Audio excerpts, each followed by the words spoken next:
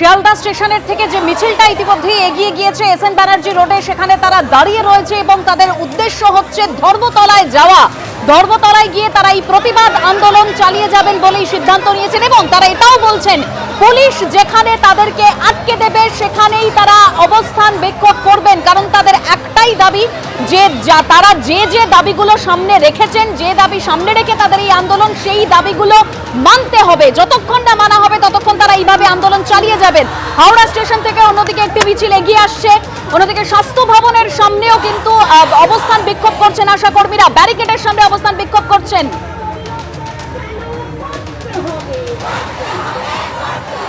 ন্যূনতম বেতন 15,000 টাকা করতে হবে, ইনসেন্টিভ দিতে হবে এবং তার পাশাপাশি বকেয়া মিটিয়ে দিতে হবে, এরকম এই দাবি সহ আরো একাধিক দাবি নিয়ে আশা কর্মীদের এই আন্দোলন।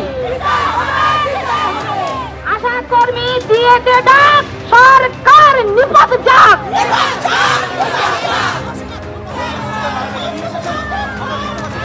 আশা কর্মীদের এই মিছিল, তাদের এই দাবি নিয়ে বিরোধী দলনেতা শুভেন্দু অধিকারীর কি বক্তব্য শোনাবো।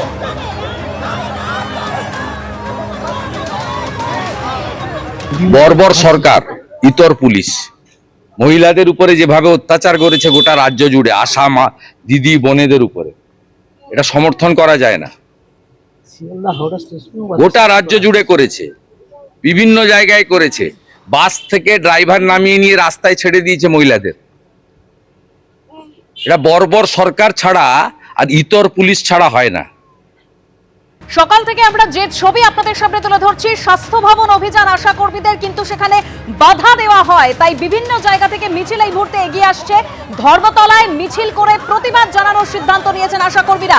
বিভিন্ন জায়গার ছবি আপনাদের সামনে তুলে ধরেছি, তবে শিয়ালদা স্টেশন থেকে যে মিছিলটি এগিয়ে চলেছে ধর্মতলার উদ্দেশ্যে, কোথায় রয়েছে সেই মিছিল এবং পুলিশের তরফে বা কোথায় ব্যারিকেড করে আটকানোর চেষ্টা করা হচ্ছে, আমরা আরো বিস্তারিত জানবো সরাসরি। সুকান্ত মুখোপাধ্যায় আমাদের প্রতিনিধি রয়েছেন আমাদের সঙ্গে। সুকান্ত,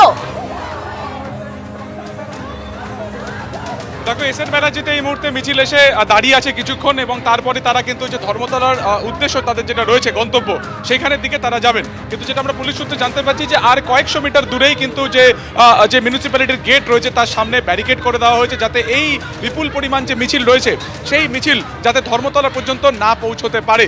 তার কারণ এই যে বিশাল মিছিল রয়েছে সেটা যখন ধর্মতলার দিকে যাবে তখন সেক্ষেত্রে যে কিন্তু তার পরিমাণ যা বাড়বে তাতে কিন্তু যানজট আরও বাড়তে থাকবে। সরাসরি তোমাকে যে ছবি এই মুহূর্তে প্রবৃত্তি দেখাচ্ছে, একদিকে যেমন পুলিশ পোস্টিং করা হয়েছে, হেভি পুলিশ পোস্টিং করা হয়েছে, তার পাশাপাশি কিন্তু ঠিক এসএন ব্যানার্জির এখানে পুরো রাস্তা ধরে এই যে আশাকর্মীরা এখানে জমায়েত হয়ে রয়েছেন, যার যে এই মিছিলের যে টেল এন্ড কোথায় তা কিন্তু এখান থেকে বোঝা কোনোভাবে সম্ভব নয়।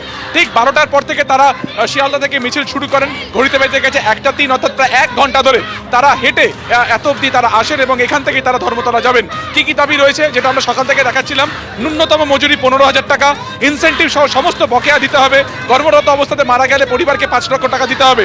আজকে এই সমস্ত দাবি দাবা নিয়ে কিন্তু মিটিং ছিল স্বাস্থ্য ভবনে, কিন্তু তাদের সেখানে যেতে বাধা দেওয়া হয় এবং তখনই তারা বলেছিলেন যে তারা বৃহত্তর আন্দোলনে যাবেন যদি তাদের মিটিং করতে না দেওয়া হয়। শেষমেশ যখন যারা জানতে পারেন যে এই মিটিংয়ে তারা যেতে পারছেন না, তখনই তারা সিদ্ধান্ত নেন যে এই বৃহত্তর আন্দোলনের শুরুয়াত আজকে করবেন। তাই দূর দূরান্ত থেকে বিভিন্ন জায়গা থেকে মিছিল এসে ধর্মতলাতে যোগদান করছে এবং সেই কারণে কিন্তু কয়েক হাজার এই আশাকর্মীদের মিছিল যা শিয়ালদা থেকে রওনা দিয়েছিল 6 ঘন্টা বসে থাকার পরে, সেটি এখন এসএন ব্যানার্জিতে এসে দাঁড়িয়ে আছে। কিছুক্ষণ আগে মৌলালিতে তারা অবরোধ করেছিল এবং আর কিছুক্ষণের মধ্যে তাদের রাস্তা আটকে দেওয়া হবে কলকাতা পুলিশের তরফে, এমনটাই জানা যাচ্ছে।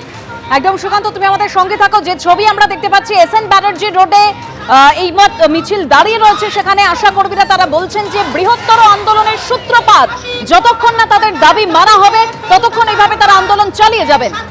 আশা কর্মীদের আবেদন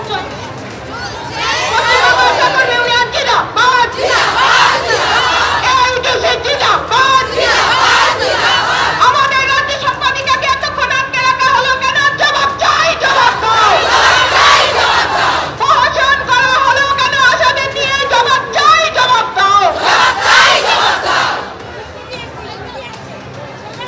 ন্যূনতম বেতন 15,000 টাকা, ইনসেন্টিভ সহ একাধিক দাবি নিয়ে আজকের এই আন্দোলন আশা কর্মীদের। এর আগে 7ই জানুয়ারি স্বাস্থ্য ভবন অভিযান করেছিলেন আশা কর্মীরা, তখন ধুন্ধুমার পরিস্থিতি তৈরি হয়। আর এই মুহূর্তে এসএন ব্যানার্জি রোডের ছবি আপনারা দেখতে পাচ্ছেন, মিছিল করে এগিয়ে চলেছেন আশা কর্মীরা।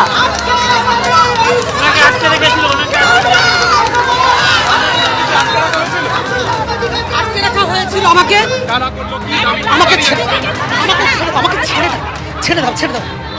কোথায় আটকে রাখা হয়েছিল কতক্ষণ আটকে রাখা হয়েছিল?